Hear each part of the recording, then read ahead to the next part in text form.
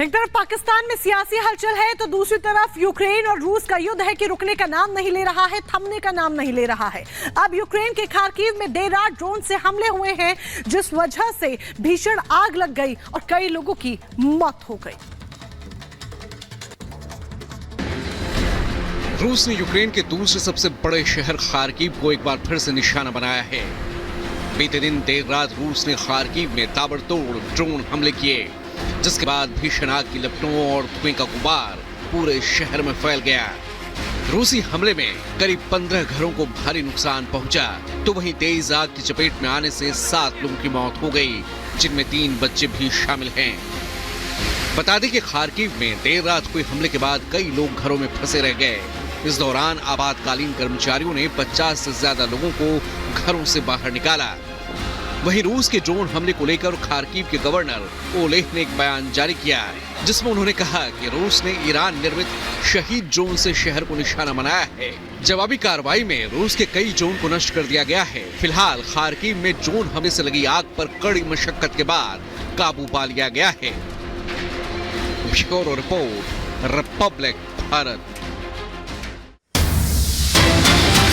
और अब बात बिहार की कर लेते हैं। बिहार से जुड़ी एक बड़ी खबर आपको बता दें, दरअसल 12 तारीख को बिहार में फ्लोर टेस्ट होना है, लेकिन उससे पहले 11 तारीख को यानी कि आज जेडीयू विधानमंडल दल की बैठक है। मंत्री विजय चौधरी के आवास पर यह बैठक होनी है। सभी विधायक और विधान पार्षद इस बैठक में मौजूद रहेंगे।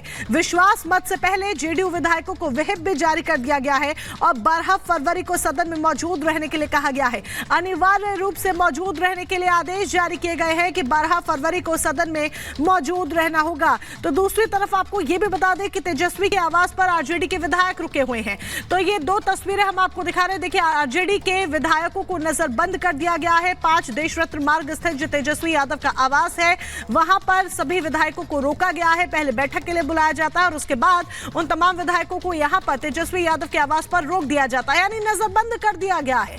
दूसरी तस्वीर आपको दिखा दें, जेडीयू विधानमंडल दल की बैठक आज है और अनिवार्य रूप से तमाम विधायकों को शामिल होने के लिए इस बैठक में कह दिया गया है। तो बिहार में फ्लोर टेस्ट से पहले जो सियासी हलचल है वो बेहद तेज देखी जा रही है, क्योंकि 12 फरवरी यानी कि कल के दिन नीतीश सरकार का फ्लोर टेस्ट होना है। ये अग्नि परीक्षा है नीतीश की। इससे पहले प्रदेश में सियासी सरगर्मी लगातार देखी जा रही है। कहीं विधायकों को भोज पर बुलाया जा रहा है तो कोई अपने विधायकों को नजरबंद कर खेला होने का दावा कर रहा है। एक रिपोर्ट आपके सामने रखते हैं।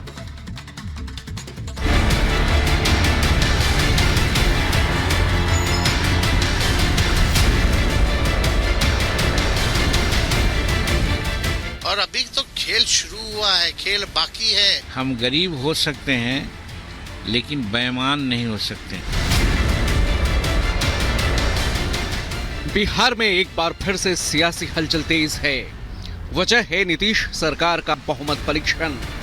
12 फरवरी को बिहार में फ्लोर टेस्ट होना है और उससे पहले सत्ता पक्ष और विपक्ष अपने अपने विधायकों को लामबंद करने में जुटे हैं। ऐसे में ठंड के मौसम में बिहार में सियासी सरगर्मी तेज हो गई है। फ्लोर टेस्ट की सरगर्मी के बीच नीतीश सरकार ने प्रदेश के युवाओं के लिए नौकरियों का पिटारा खोल दिया है। इस बाबत बिहार के डिप्टी सीएम सम्राट चौधरी ने सोशल मीडिया पर लिखा, मैंने माननीय मुख्यमंत्री नीतीश कुमार के निर्देशानुसार 30,547 नए पदों की स्वीकृति प्रदान की है। फ्लोर टेस्ट से पहले जेडीयू ने अपने विधायकों को भोज पर बुलाया। श्रवण कुमार के आवास पर भोज का आयोजन किया गया, जिसमें विधायकों के साथ सीएम नीतीश भी मौजूद रहे। जेडीयू ने फ्लोर टेस्ट में पास होने को लेकर रणनीति को अंतिम रूप देने की तैयारी की है, जिसे लेकर उसने आज विधानमंडल दल की बैठक बुलाई है। वहीं विश्वास मत को लेकर उसने अपने विधायकों को व्हिप भी जारी कर दिया है। वो सब तो कार्रवाई का विषय है, वो सब कार्रवाई का पार्ट है। अच्छा, कार्रवाई होगी? मंत्री जी भी क्यों नहीं होगा? मुख्यमंत्री जी ने कुछ कहा? अनावश्यक रूप से अगर कोई हमको परेशान करेगा तो उस पर कार्रवाई न होगा। उस विषय में मुख्यमंत्री ने जेडीयू विधायकों में एकजुटता है ना, कहीं कोई संशय की स्थिति नहीं? कोई संशय नहीं। अब जेडीयू एक्टिव हुई तो आरजेडी भी पीछे नहीं रही। उसने अपने विधायकों को पहले बैठक के लिए बुलाया और बहुमत परीक्षण तक सभी विधायकों को तेजस्वी के आवास पर ही रोक लिया गया। आरजेडी के साथ लेफ्ट विधायक भी फ्लोर टेस्ट तक तेजस्वी के आवास पर ही रुकेंगे। इसके लिए बाकायदा उनका सामान भी मंगवा लिया गया। दूसरी ओर कांग्रेस पहले ही अपने विधायकों को हैदराबाद रवाना कर चुकी है। अब ऐसे में खबर है कि आज कांग्रेस के विधायक हैदराबाद से वापस पटना लौट सकते हैं।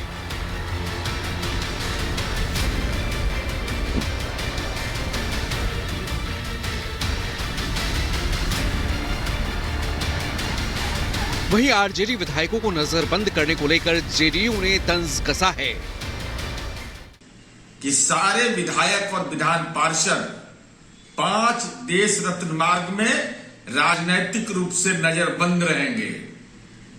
कहावत है, जो डर गया सो मर गया। इसका मतलब साफ है कि महागठबंधन का घटक दल पहले ही प्रथम दृष्टया में हार गया और फ्लोर टेस्ट में एनडीए की जीत होगी। अब जेडीयू जहां एनडीए की जीत का दम भर रही है, तो वहीं आरजेडी नेता खेला होने का दावा कर रहे हैं। 12 फरवरी तो एक छोटा एपिसोड है। तेजस्वी जी ने जो कहा, खेल शुरू है, खत्म हम करेंगे। शुरुआत हमने नहीं की ना। वो चाह रहे हैं कि सदन को भंग करके विधानसभा चुनाव कराना। मैं सभी माननीय विधायकों, सभी दल के माननीय विधायकों से आग्रह करूंगा कि इनके मंसूबे पर आप पानी फेरें। अब भले ही दोनों गठबंधन के नेता अपने अपने दावे कर रहे हों, लेकिन बिहार विधानसभा में सत्ता का गणित क्या कहता है, आइए वो आपको बताते हैं। बिहार विधानसभा में 243 विधायक हैं। ऐसे में बहुमत का आंकड़ा 122 का है। सत्ता पक्ष यानी एनडीए गठबंधन के पास 128 विधायक हैं। वहीं विपक्षी गठबंधन के पास 114 विधायकों का समर्थन है। एनडीए के विधायकों में बीजेपी के 78, जेडीयू के 45, हम के 4 और एक निर्दलीय विधायक शामिल हैं। वहीं विपक्षी गठबंधन के पास आरजेडी को 79, कांग्रेस को 19, लेफ्ट के 16 विधायक शामिल हैं। ऐसे में सीटों के गणित को देखें तो इसके अनुसार सत्ता पक्ष आसानी से फ्लोर टेस्ट पास करता दिखाई दे रहा है, लेकिन फ्लोर टेस्ट से पहले विपक्षी गठबंधन के खेला होने वाले दावे को फिर हवा मिलती दिख रही है। दरअसल जीतन राम मांझी के साथ लेफ्ट विधायक की मुलाकात के बाद सियासी हलचल बढ़ गई है। हालांकि महबूब आलम से मुलाकात के बाद मांझी क्या कह रहे हैं, वो भी आप सुन लीजिए। हमने व्हीप जारी कर दिया है कि हमारे चारों विधायक एनडीए गठबंधन के पक्ष में वोट देंगे, विधानसभा में हाजिर रहेंगे। 43-44 वर्ष की राजनीति मेरी है।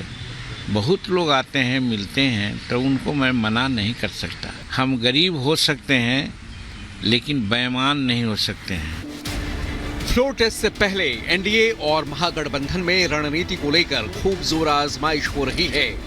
एक तरफ जेडीयू ऑल इज वेल की बात कह रही है, तो वहीं विपक्षी खेमा खेला होने का दम भर रहा है।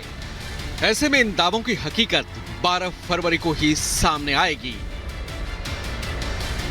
Bureau report, Republic Bharat.